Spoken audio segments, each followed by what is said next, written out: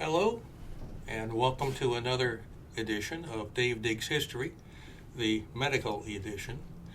My name is Dr. Toombs. On the 29th day of June, 1865, the New York Times newspaper printed a letter from the AMA, the American Medical Association, an association that had been founded not too many years earlier, 1847, as a group to further the interests of those in the American medical profession. Or it's probably more accurate to say certain members of the American medical profession. At any rate, what did the letter say?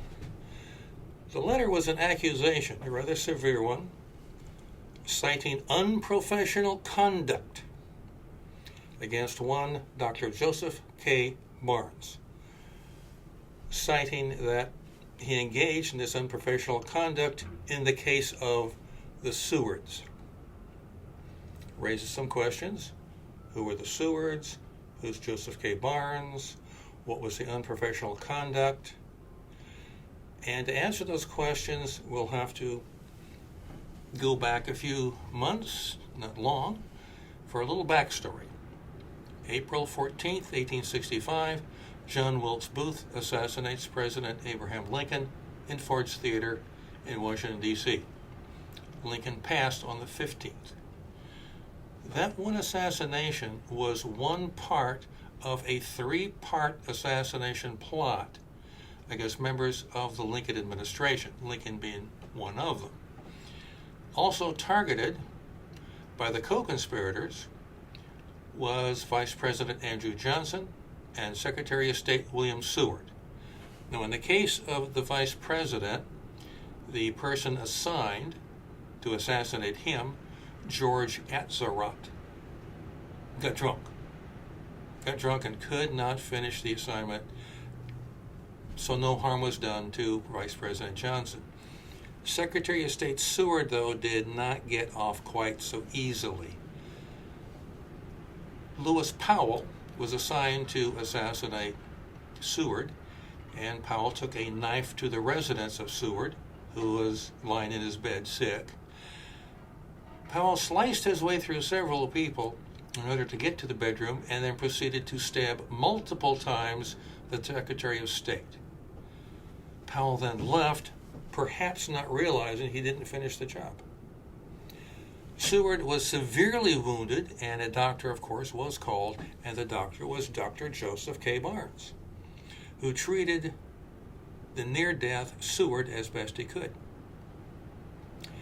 Now, Seward did survive the attack, but there was a later attack from the American Medical Association.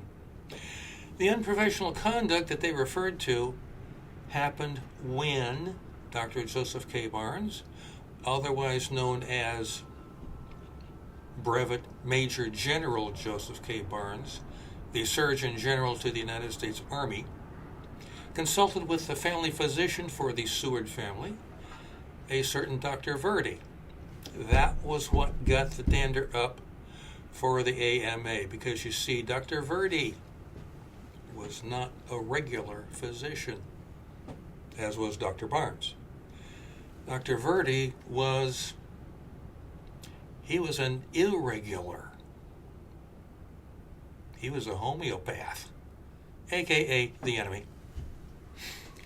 Now, this is an example of what was going on in the United States in the middle of the 19th century, where the medical profession, if you want to call it that, was polarized into warring factions. And this incident I just related to you was not isolated. In 1856, the Cincinnati Daily Inquirer newspaper carried a story concerning the Eclectic Medical Institute of Cincinnati, whose faculty and students split into warring factions over certain administrative matters and also medicines being used. The split was so bad that one of the factions seized the building. The other faction was outside, laying siege to the building. Those laying siege attempted to take it several times, were beaten back every time. Weapons were procured, firearms, truncheons, knives. When the besiegers managed to find a cannon with boiler rivets as ammunition, cooler heads prevailed, everything calmed down.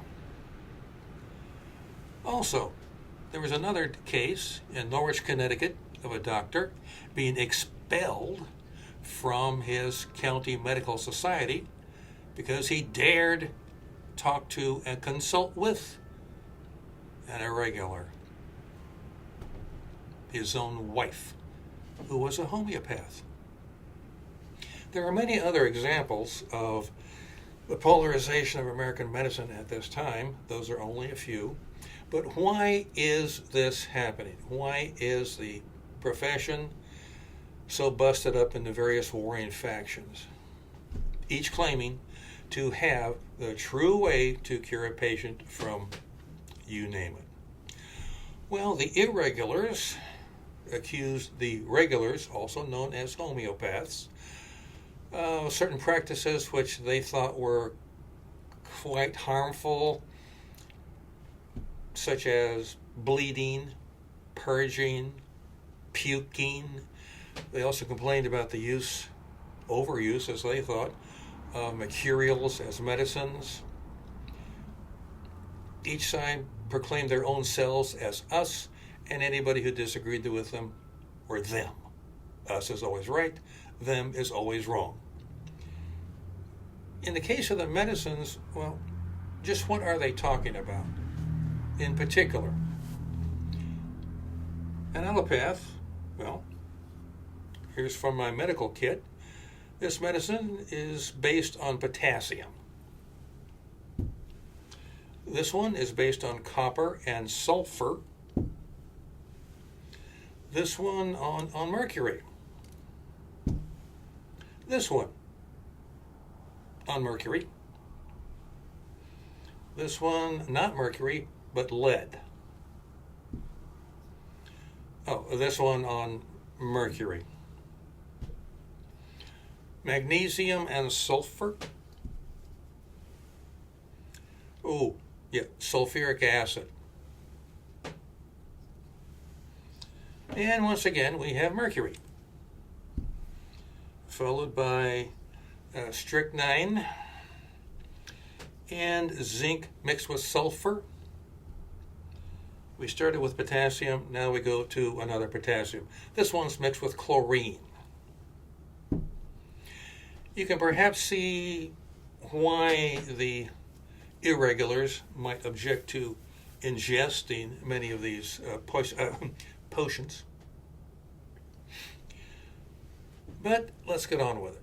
Some time ago in this series, the medical edition, I had made mention of the polarization of the medical field at this time and suggested that perhaps there ought to be a multi-part series on each one of the various warring factions. That time is now. This is part one of a multi-part series on them. We're going to talk about in no particular order, we're going to talk about the hydropaths, the Thomsonians, the homeopaths, the eclectics, and the botanicals, sometimes known as also the herbalists. And of course, we're not going to forget the allopathics, the regulars. This multi-part series could very well take quite some time. There's enough research material to do multiple episodes on each one of these, but I'm not sure anybody wants to stick around for umpteen dozen hours of material. And besides, I'm on a timer.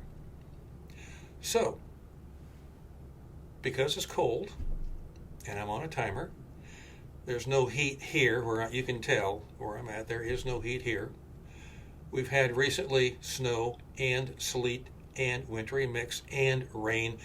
And when it is December 28th after all, and it's cold. So, because I want to go and get warm, thank you very much for coming. I appreciate your being here. I hope you will enjoy the series on the polarization of the American medical establishment in the middle of the 19th century. In the meantime, Happy New Year to you in advance. Hope your Christmas was what you wanted it to be. And, excuse me, I'm going to go get warm. In the meantime, until our paths cross again, I have the honor to remain your most respectful and obedient servant, Dr. Toombs, coming to you from a long time ago. Thank you very much for coming.